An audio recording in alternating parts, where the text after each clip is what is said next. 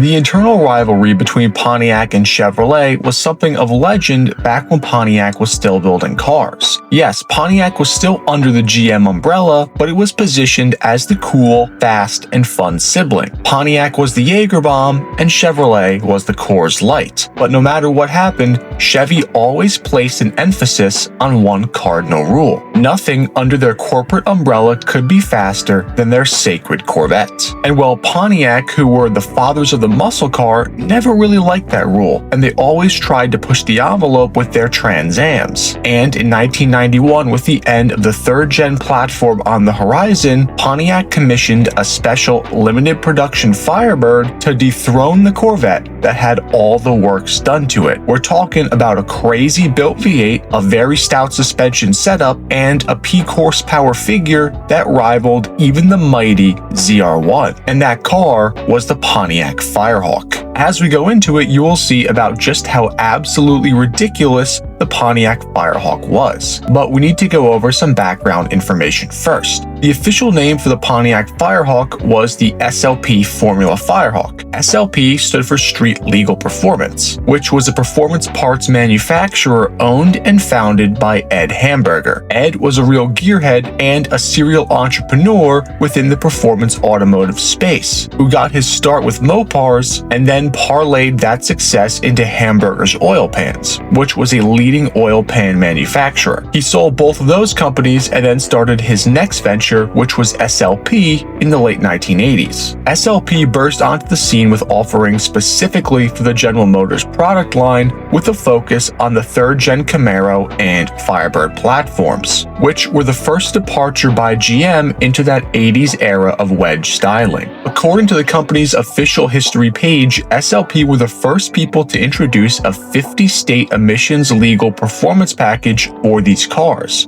that not only increased performance, but also improved overall fuel economy. This was no easy feat, and with the late 80s, a stock V8 Firebird was barely making over 200 horsepower, so any performance increase was very much welcome. This SLP package happened to include a full exhaust with headers, a revised intake system, and a remapped tune, which resulted in a monstrous 50 horsepower gain over stock. These were serious power gains, and clearly with this being 50 state legal, SLP got everybody's attention, even Pontiac's. Pontiac saw the absolute magic that SLP was working, and they figured if they could go ahead and offer a special order ultra high performance Firebird that was faster than it had any business being, then that would turn into a way to improve public perception of the brand and show Pontiac's commitment to performance. SLP would go to work engineering and prototyping these cars, and they would have access to GM's proving grounds to perfect what would become the Firehawk. These cars would then be sold through a network of dealers as special order Firebirds that could be ordered new from a dealership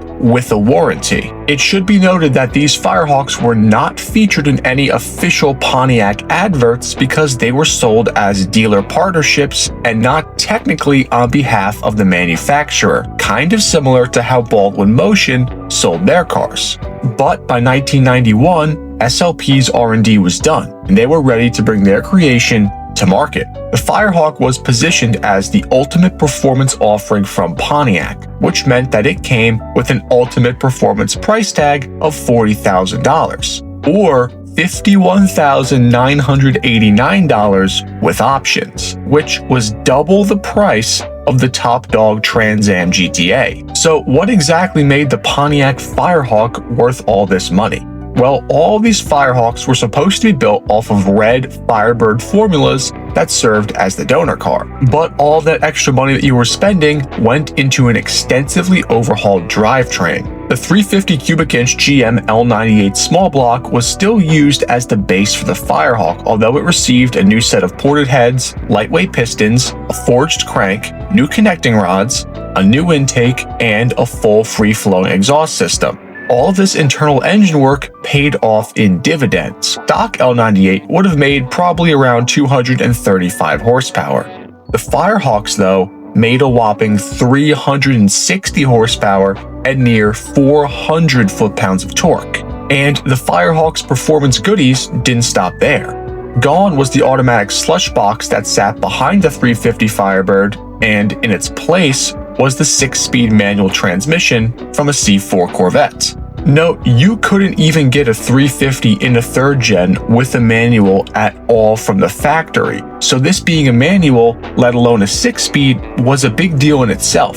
The Firehawk also received an aluminum drive shaft, a Dana 44 rear end, and even new axles to help handle the added brunt of this new SLP-built engine. With a curb weight of 3,400 pounds, the Firehawk could rip off an impressive 0 to 60 time of just 4.6 seconds, a low 13-second quarter-mile time, and the car could top out at about 160. These were base C4 Corvette killing numbers, and they even put the Firehawk performance-wise in a very similar class as the almighty C4 ZR1 and even some other more exotic cars of the time. And you might be wondering where that extra $10,000+ in optional extras would go for the top trimmed Firehawk. Well, that got you a set of 4-piston brake calipers lifted directly off the Ferrari F40, a new lightweight aluminum hood, a Recaro driving seat, racing harnesses, a roll bar, and some other trick parts to get your Firehawk track ready. The 275 size tires that sat at all 4 corners of the Firehawk helped dramatically improve mechanical grip over the stock tires that the car would have came with,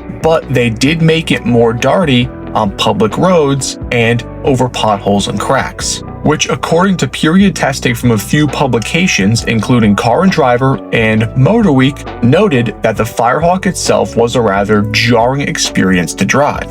It was visceral, raw, and in terms of ride quality or interior refinement, well, it just wasn't really there.